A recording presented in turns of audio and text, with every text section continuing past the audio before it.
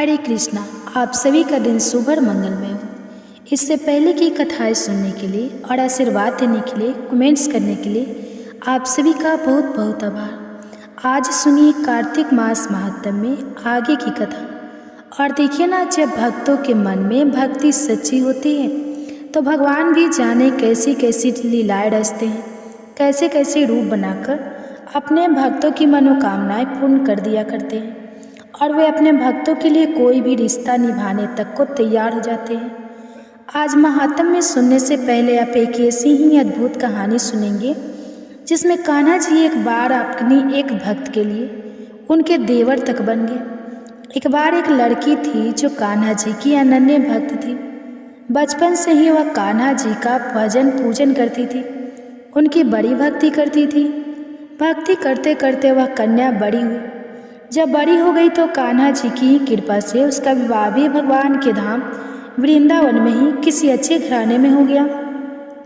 विवाह होकर वह पहली बार वृंदावन गई, पर नई दुल्हन होने से वह कहीं जा नहीं सकी, कहीं घूमने नहीं जा सकी। और फिर उसके बाद वह सीधे मायके चली।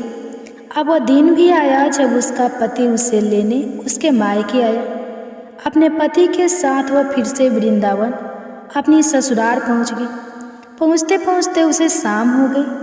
जब ससुराल के पास पहुंची ही थी कि पति वृंदावन में यमुना जी के किनारे रुककर कहने लगा कि देखो, शाम का समय है और मैं यमुना जी में स्नान करके बिल्कुल अभी आता हूँ। तुम इस पेड़ के नीचे बैठ और सामान की देखरेख करना, मैं बस थोड़ी ही देर में स्नान करके आ जाऊँगा। यही सामने ही हूँ, अगर कुछ लगे तो तुझे आवाज़ दे देना। ऐसा कहकर पति स्नान करने चला गया और लड़की वहीं पर बैठ गई। अब जब वह बैठी तो एक दुल्हन की तरह वह बैठी हुई थी। ससुराल की बात है, गांव की ससुराल है, तो उसने एक हाथ लंबा घूंघट काट रखा था, घूंघट निकाल रखा था। वहीं बैठ गई, मन विचार करने लगी कि देखो, ठाकुर जी की कितनी कृपा है, उन्हें मैंने बचपन से भजामी धाम वृंदावन में ही हो गया। अब वह नई नवेली दुल्हन एक हाथ लंबा घूंघट काढ़े हुए मन ही मन कान्हा जी के बारे में सोच रही थी। मैं तो इतने वर्षों से ठाकुर जी की पूजा करती हूँ, उन्हें मानती हूँ, लेकिन अभी तक मैंने तो उनसे कोई रिश्ता नहीं जोड़ा। क्योंकि अक्सर क्या होता है कि जब भी लोग कान्हा जी की भक्ति करते हैं तो कोई उन्हें भगवान के रूप में पूजता है, कोई उन्हें पति के रूप में, कोई उन्हें प्रेमी के रूप में, कोई उन्हें अपने सखा के रूप में, कोई अपने बेटे के रूप में उनकी पूजा करता है। किंतु उस लड़की ने, जिसका विवाह हो चुका था, इतने वर्षों तक कान्हा जी की पूजा तो की, लेकिन कोई रिश्ता उनसे नहीं जोड़ा। तो सोचने लगी, अब सोचने लगी कि मैंने उनकी पूजा की है तो जाने मेरे ठाकुर जी की उम्र क्या होगी। वह नादान भक्त अपने मन में कान्हा जी की उम्र का हिसाब लगा रही। वह मन ही मन सोचने लगी कि शायद मेरे ठाकुर जी 16 वर्ष के होंगे, क्योंकि मेरे पति तो 20 वर्ष के हैं, तो उनसे थोड़े से छोटे ही तो होंगे। इसलिए मेरे पति के छोटे भाई की तरह हुए और मेरे देवर की तरह। तो आज से मैंने कान्हा जी का ठाकुर जी का नया रिश्ता बना लिया। आज से ठाकुर जी तो मेरे देवर हो गए। अब तो ठाकुर जी से नया संबंध, जो कि इतने वर्षों के बाद उसने जोड़ा था, उसे जोड़कर मैं बड़ी प्रसन्न हुई। मन ही मन ठाकुर जी से बात करने लगी। घूंघट का रखा है, मन ही मन मुस्कुरा मुस्कुरा कर ठाकुर जी से कहने लगी कि देखो ठाकुर जी, आज से मैं तुम्हारी भाभी और तुम मेरे देवर हो गए। अब वह समय आएगा जब तुम मुझे भाभी भाभी कहकर पुकारोगे। इतना वो सोच ही रही थी कि कहीं तभी से एक 10-15 साल का एक बालक वहाँ आया और उसी को आवाज़ देने लगा कि भाभी भाभी। लेकिन वह तो अपने विचारों में मग्न थी। लड़की अचानक अपने भाव से बाहर आई। सोचने लगी, वृंदावन में मैं तो बिल्कुल नहीं हूँ, कोई मुझे जानता पहचानता भी नहीं, किसी ने मुझे देखा भी नहीं। अब भला यह भाभी भाभी कहकर कौन मुझे पुकार रहा है। नई नवेली थी, इसलिए घूंघट उठाकर भी नहीं देखा कि कहीं अगर गांव के किसी बड़े बूढ़े ने देख लिया तो बड़ी बदनामी होगी। गांव में यह संस्कार बहुत अच्छी बात है कि नई नवेली जो दुल्हन होती है वह घूंघट करती है। अब इसे आप संस्कार कह लीजिए या आप इसे परंपरा कह लीजिए।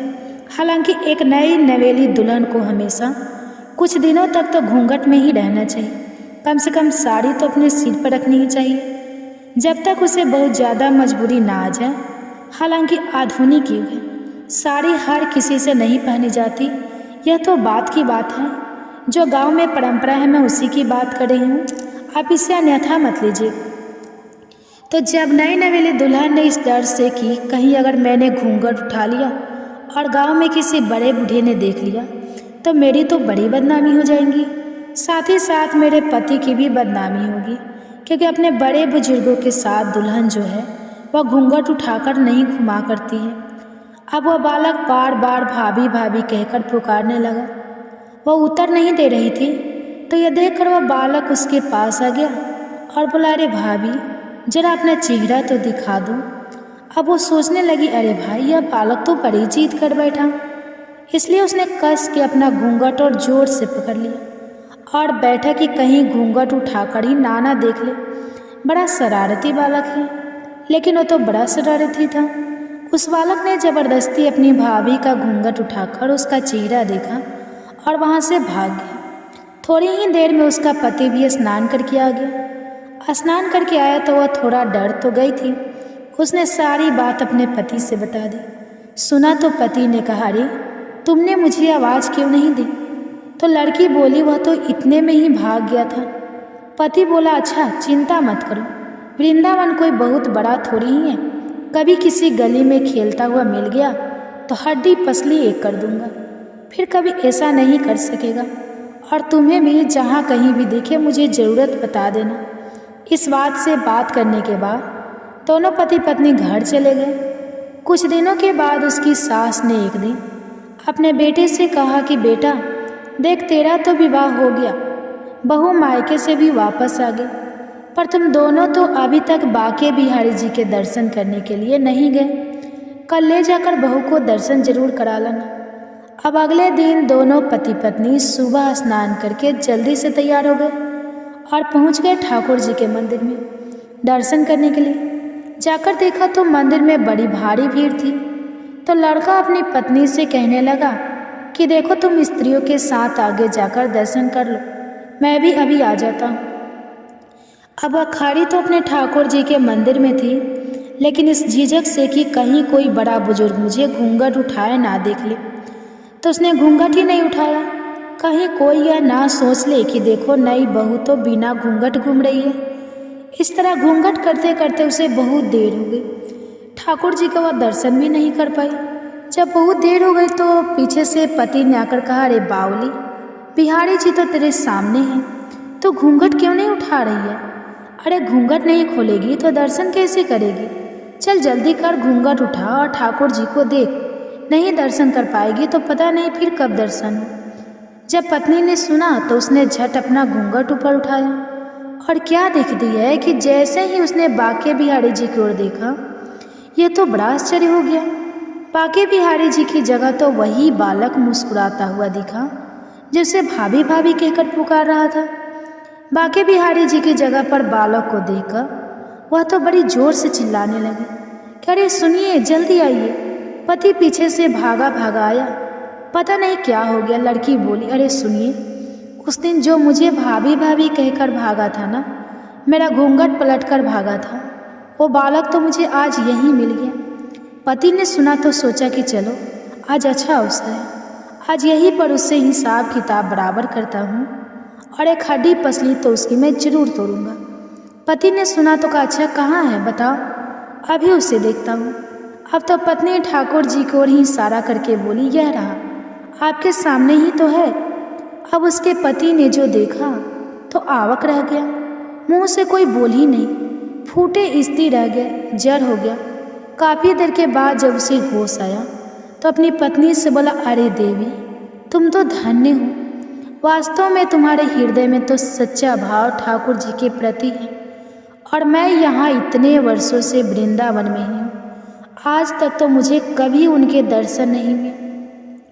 तेरी भक्ति तो इतनी सच्ची है कि तुझे साक्षात बिहारी जी के दर्शन हो गए। अब पत्नी की समझ में सारी बात आ गई कि कैसे उसके ठाकुर जी उसके देवर बनकर, क्योंकि उसने देवर का ही भाव उनके प्रति समर्पित किया था, तो कैसे उसके देवर बनकर कान्हा जी उसके सामने ही आकर उसे दर्शन दे गए थे और उसे पता भी नहीं चला।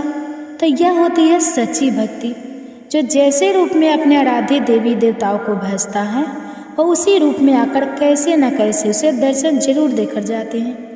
बस अपनी भक्ति सच्ची रखनी चाहिए। अपने इष्ट देवी देवता पर, चाहे कान्हा जी हो या आपकी कोई भी देवी देवता हो, उन पर से आपका विश्वास कभी भी डगमगाना नहीं चाहिए, चाहे कितना भी मुश्किल घड़ी क्यों ना हो। बस अपने मन में विश्वास रखिए कि यह दुख के दिन भी एक दिन दूर हो जाएंगे। जीवन और मरण यह तो बहुत कड़वी सच्चाई है जो हर किसी के जीवन में आती है। कभी की मृत्यु होनी है, सभी का जीवन भी होना है, तो बस इन दोनों पर हमारा वश नहीं चलता। बाकी सब कुछ तो भगवान की लीला है कि बाकी कुछ तो हमारी भक्ति और हमारे भावों पर भी निर्भर करता है कि हमारे भाव कितने सच्चे हैं। तो यह थी आज की कहानी। अब सुनिए कार्तिक मास महात्म का 23वां अध्याय। तो जैसे कि इससे पहले के अध्याय में आपने जाना था कि पांडव पूर्व जन्म में क्या थे और द्रौपदी जी अपने पूर्व जन्म में क्या थी, जिसका वृतांत स्वयं भगवान श्री कृष्ण ने भीष्म पितामह जी को बताया था। भीष्म पितामह ने भगवान श्री कृष्ण के मुखारविंद से भीष्म पंचक व्रत के महात्म्य का वर्णन भी सुना। यह सारी कथाएं श्री ब्रह्मा जी अपने मानस पुत्र देवर्षि नारद जी को सुना रहे हैं। तो ब्रह्मा जी कहने लगे कि नारद, कार्तिक शुक्ल एकादशी को भगवान विष्णु अपने 4 मास के शयन के पश्चाताप उठते हैं, इसलिए इसे हरि प्रबोधनी एकादशी भी कहा जाता है। इस एकादशी का व्रत रखने से वाजपेयी यज्ञों से भी अधिक फल की प्राप्ति होती है, साथ ही अनेकों जन्मों के पाप भी नष्ट हो जाते हैं। चतुर्मास जो कि 4 महीनों का होता है, जो चतुर्मास का व्रत होता है वो व्रत देव उठान एकादशी के दिन यानी कि हरि प्रबोधनी एकादशी के दिन ही समाप्त हो जाता है। इस दिन व्रत करने वाला यदि ओम नमो भगवते वासुदेवाय मंत्र का जप और रात्रि जागरण करे तो उसे वर्ष की सभी एकादशियों का फल भी प्राप्त हो जाता है। इस एकादशी का व्रत करने से सभी प्रकार की सिद्धियाँ और अंत में मोक्ष प्रदायक तो हो ही, आज भगवान विष्णु की विशेष पूजा और देवताओं के जागने के उपलक्ष्य में समारोह भी कराना चाहिए। इस व्रत के साथ साथ भीष्म पंचक व्रत करने वाले तो प्रभु के विशिष्ट प्रिय पात्र बन जाते हैं। भीष्म पंचक व्रत कार्तिक शुक्ल एकादशी से प्रारंभ होकर पूर्णिमा को समाप्त हो जाती है। इस दिन ऋषि और प्रीत तर्पण करना चाहिए। भीष्म पंचक व्रत में वसु के अवतार शांतनु नंदन, चंद्रवंश में उत्पन्न व्याघ्र पद गोत्र संस्कृति प्रवल संतति रहित गंगा जी के पुत्र सत्यव्रत धारण करने वाले आजन्म ब्रह्मचारी भीष्म जी का प्रतिदिन तर्पण करने से वर्ष भर के सभी पाप भी नष्ट हो जाते हैं। भीष्म पंचक व्रत करने वाला पूर्णमासी और प्रति पदार्थात एकम को खीर का भोजन ब्राह्मणों को कराए, यथाशक्ति दान दक्षिणा देकर उन्हें संतुष्ट करे और उसके बाद स्वयं भोजन करे। चतुर्मास का व्रत करने वाले व्यक्ति इन 4 मासों में जिन जिन वस्तुओं का त्याग करते हैं वे भी आज के दिन अपना चतुर्मास का व्रत पूर्ण करके आज से दोबारा उन वस्तुओं का पुनः प्रयोग भी प्रारंभ कर सकते हैं। हरे कृष्णा। आज का अध्याय समाप्त हुआ। इसके आगे का वृतांत आप सभी कल के अध्याय में सुनिएगा। अब सुनिए श्री तुलसी चरित्र पाठ और तुलसी माता की आरती। जय जय तुलसी भवती सत्यवती सुखदनी नमो नमः। हरि प्रेसी श्री वृंदा गुण खानी श्री हरि शीस विरजन देहु अमर वर्य बेजन हित हे वृंदावनी अब न करहु विलंब। धन्य धन्य श्री तुलसी माता महिमा अगम सदा श्रुति गाता हरि के प्राणों से तुम प्यारी हरहि हेतु किन हो तपरी। जब प्रश्न है दर्शन दीन हो तब कर जोड़ो विनय उसकी हो हे भगवंतम कंत मम होए दीन जानी जान छाड़ छ। सुन लक्ष्मी तुलसी की बानी दीन हो श्राप कथ पर आनी। उस आयोगी वर मांगन हारी हो बीट पर तुम जर तनुधारी। सुनी तुलसी शपथ ही माहु करहु वास तुनी चन धामा दियो वचन हरि तब तत्काला सुनहु सुमुख जानी। बिहाला समय पाई योरो पाती तोरा पुजही आसे। वचन सत्य मोरा तब गोकुल मह गोप सुदामा। तू भई तुलसी दामा कृष्ण रास लीला के। माही राधे सके प्रेम लाखी नाही। दियो श्राप तुलसी तत्काल नर लोक कहीं तुम जन्म हो। यो बाला यो गोप बह दानव राजा। शंख चूर्ण नामक सिर ताजा। तुलसी भता सुखी नारी परम सती गुण। रूप अगारे अस दवे कल्पवती। जब गए कल्प तृतीय जन्म तब भय हो। वृंदा नाम भयो तुलसी को असुर जलंधर। नाम पति को कर अति बंद अतुर बल। धामा किन्हा शंकर से संग्रामा जब निज सने।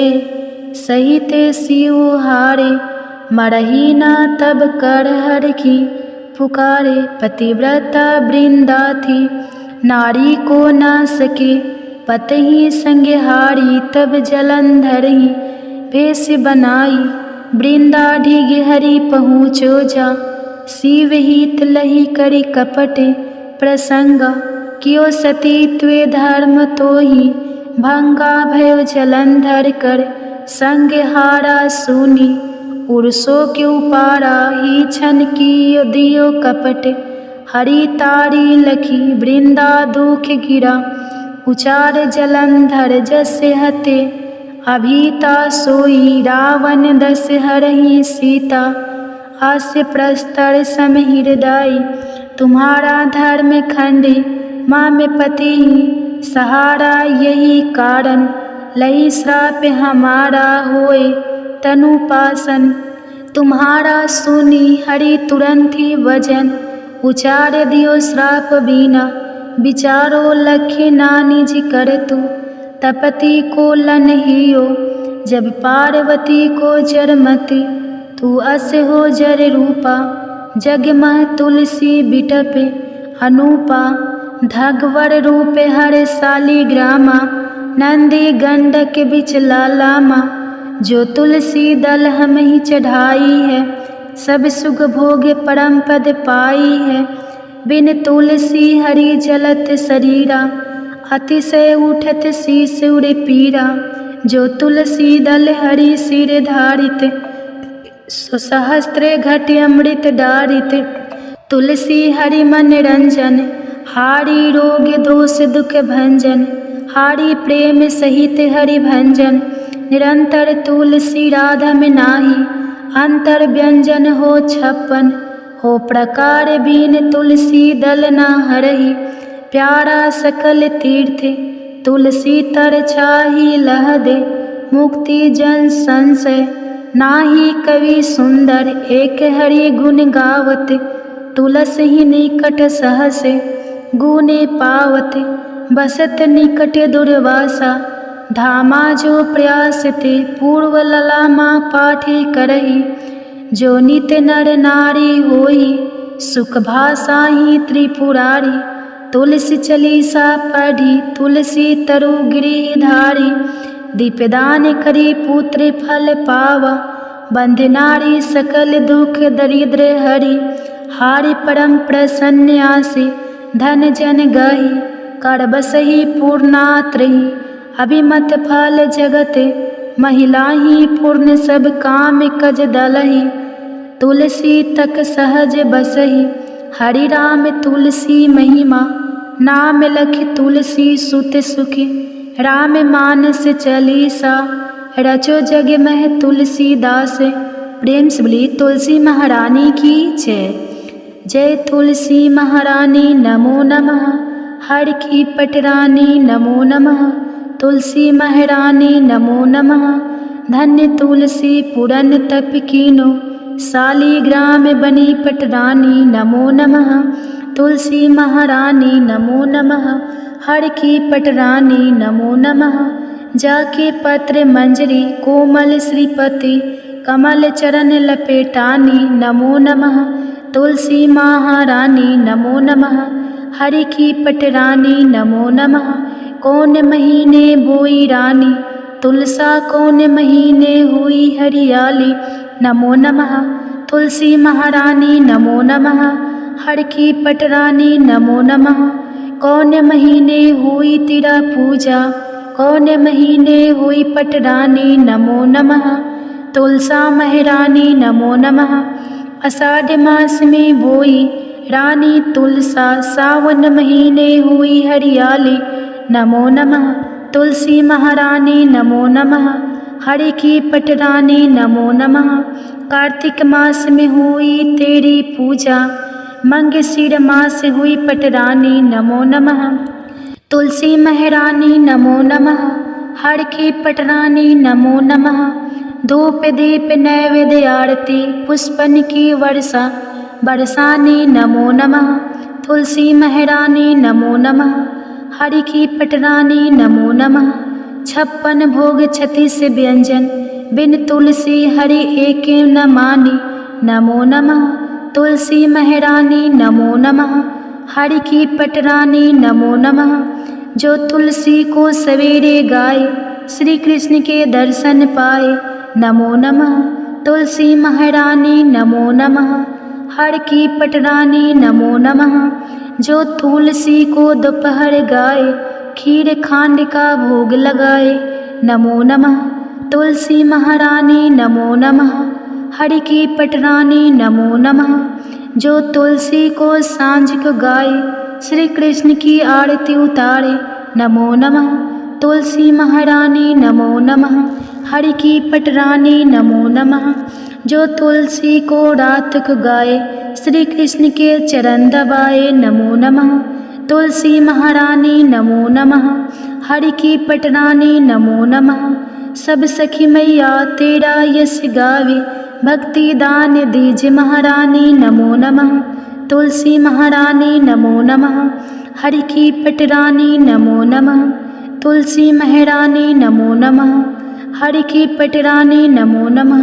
तो उम्मीद है आज की यह वीडियो आपको पसंद आई होगी। अगर वीडियो पसंद आता है तो प्लीज़ वीडियो को लाइक कीजिए, चैनल को सब्सक्राइब कर दीजिए और साथ ही हो सके तो और भी फैमिली फ्रेंड के साथ शेयर कीजिए। आप सभी का कथा सुनने के लिए तहे दिल से धन्यवाद। एक समय की बात है, एक इल्ली और घून रहा करते थे। दोनों में अच्छी दोस्ती थी, जहाँ भी जाते साथ साथ जाती। तो एक बार कार्तिक का महीना आया। राजा की बेटी कार्तिक स्नान के लिए जा रही थी। तो इल्ली कहने लगी कि आओ घून, हम भी कार्तिक स्नान करते हैं। राजा की बेटी जाती है तो हम भी चले जाएंगे, क्या पता हमें भी पुण्य फलों की प्राप्ति हो। तो इल्ली की बात सुनकर घून कहने लगा कि तू ही कार्तिक स्नान कर, मैं तो कार्तिक स्नान के बारे में कुछ नहीं जानता, क्या होता है इसके करने से, मैं तो नहीं करूँगा। घून के मना करने पर इल्ली एक बार तो उदास हो गई। सोचने लगी कि कार्तिक स्नान तो जरूर करना था।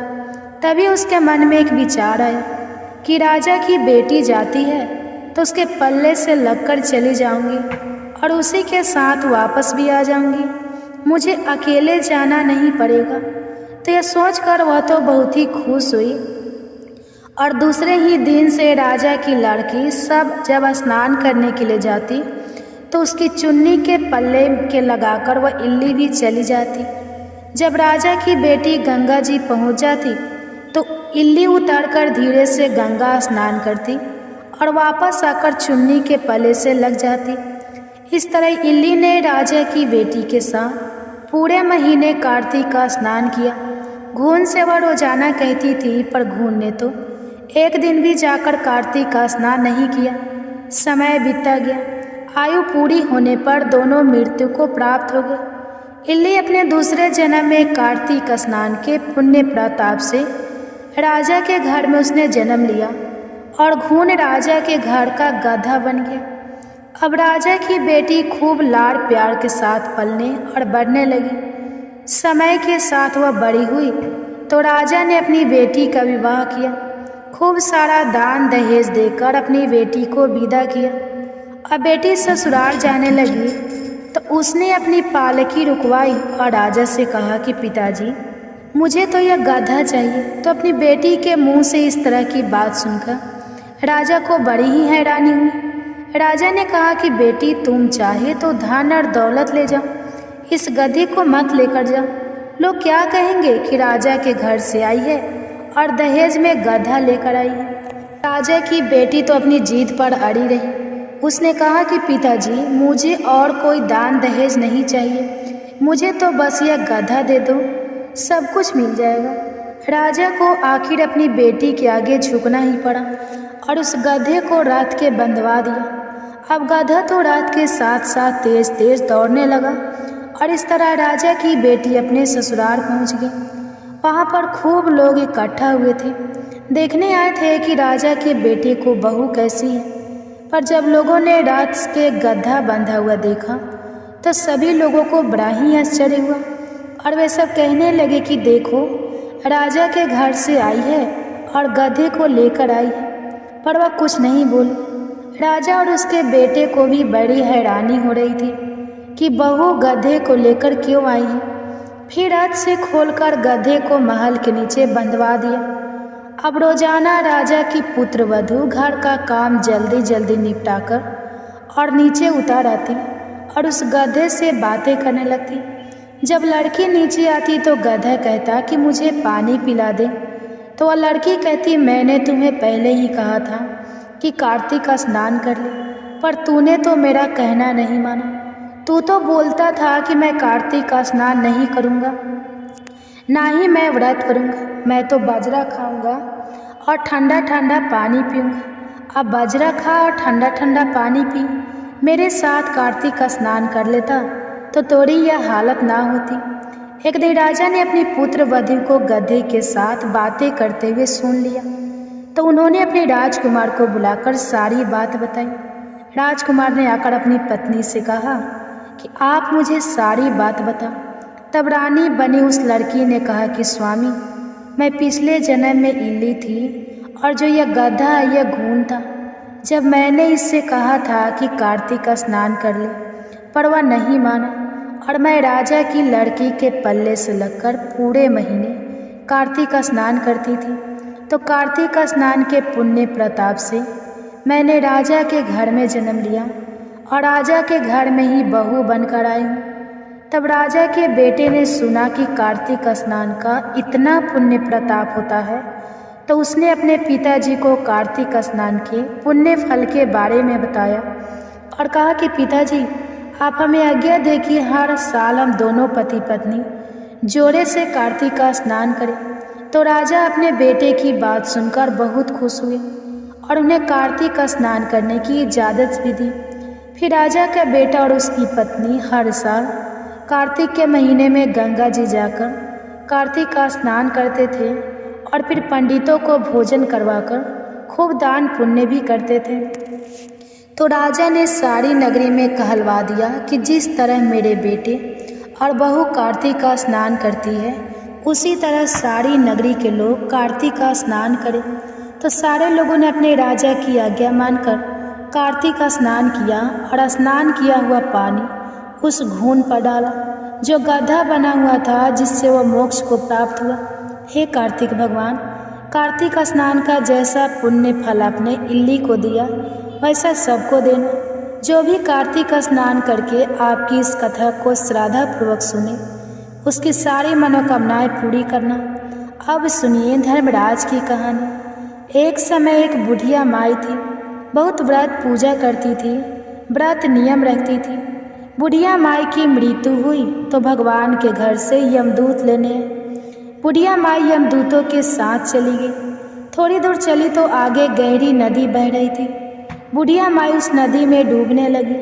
तब दूतों ने पूछा, माई गाय दान की है क्या? तब बुढ़िया माई ने मन में गाय का ध्यान किया तो गाय माता वहाँ पर उपस्थित हो गई। गाय की पूंछ पकड़कर बुढ़िया माई नदी पार हो गई। थोड़ी दूर आगे चली तो काले कुत्ते खाने को दौड़े। तब कुत्तों ने पूछा, माई कुत्ते को रोटी दी है क्या? तब बुढ़िया माई ने कुत्ते का ध्यान किया तो कुत्ते वहाँ से चले गए। थोड़ी दूर आगे चली तो काले कौवे बुढ़िया माई को चोंच मारने लगे। तब दूत बोले कि ब्राह्मण की बेटी को सिर में तेल लगाने को दिया है क्या? तो बुढ़िया माई ने ब्राह्मण की बेटी को याद किया। तब कौवे ने चोंच मारना बंद कर दिया। अब आगे चली तो पैरों में कांटे चुभने लगे। तब दूतों ने कहा, हे माई, तूने कभी चप्पल दान की है क्या? तब जब बुढ़िया माई ने अपना दान याद किया तो उसके पैरों में चप्पल आ गई। थोड़ी दूर आगे चली तो चित्रगुप्त जी ने दूतों से कहा कि तुम किसे ले आए हो? तब वे बोले कि बुढ़िया माई ने दान ने पुण्य तो बहुत किया, पर धर्मराज जी का कुछ भी नहीं किया, इसलिए आगे के द्वार बंद है। तब बुढ़िया माई कहने लगी कि अब क्या करूं? मुझे 7 दिनों के लिए वापस धरती पर भेज दो। 7 दिन तक धर्मराज की कहानी सुनूंगी और उद्धापन करने के बाद वापस आ जाऊंगी। तब चित्रगुप्त जी ने बुढ़िया माई को वापस धरती पर भेज दिया। पूरे गांव में खबर फैल गई कि बुढ़िया माई को भूतनी का रूप धारण करके आई है। जब वो अपने घर पहुंची तो बेटे बहू ने भूतनी समझकर घर के दरवाजे बंद कर दिए। तब वह कहने लगी कि मैं भूतनी नहीं हूँ, मैं तो धर्मराज जी के कहने पर वापस आई हूँ। अब मैं नियम से धर्मराज जी की कहानी सुनूंगी, उसका उद्धापन करूंगी और फिर वापस चली जाऊंगी। उसकी बात सुनकर बेटे ने उद्धापन की पूजा की, सारी सामग्री उसे लाकर दे दी। सबने कहानी सुनी लेकिन हुंकारा किसी ने भी नहीं भरा। तब बुढ़िया माई पड़ोसन के पास गई और उसे अपनी कहानी सुनने को कहने लगी। पड़ोसन ने उसकी कहानी भी सुनी और हुंकारा भी भर दिया।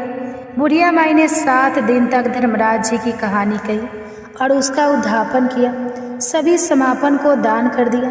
तब धर्मराज जी ने बुढ़िया माई के लिए धरती पर विमान भेजा। विमान देखकर तो सभी गांव वाले स्वर्ग जाने के लिए तैयार हो गए। बुढ़िया माई कहने लगी कि मेरी कहानी तो बस पड़ोसन ने सुनी है, उसी ने हुंकारा भरा है, इसलिए सिर्फ पड़ोसन मेरे साथ जाएंगे। तो सब गांव वालों ने बुढ़िया माई के पैर पकड़ लिए और कहने लगे कि हमें भी धर्मराज जी की कहानी सुना दो।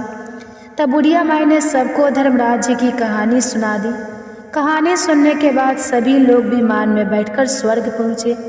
तब धर्मराज जी कहने लगे कि मैंने तो सिर्फ बुढ़िया माई के लिए विमान भेजा था, ये सारे गांव वाले क्यों आ गए?